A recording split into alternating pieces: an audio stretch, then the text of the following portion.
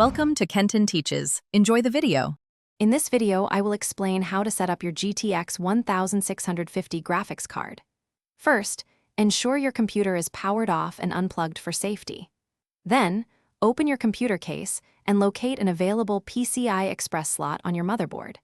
Gently align your new GTX 1650 with the slot and press down firmly until it's fully seated. Finally, secure the card with the retaining screw or latch. Now, connect any necessary power cables from your power supply to the graphics card. Some GTX 1650 models might not require an external power connector, but if yours does, ensure it's firmly attached.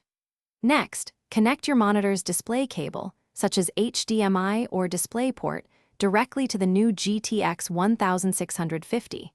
Double-check all connections, then carefully close your computer case.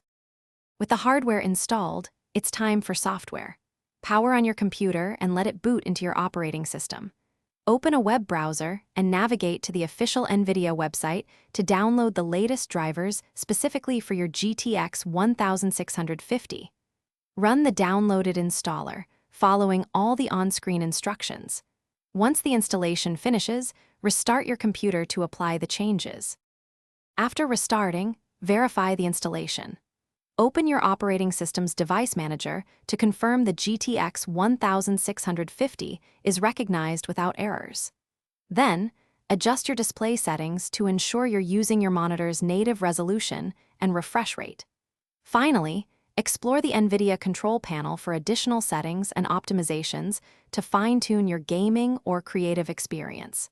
Enjoy your upgraded graphics.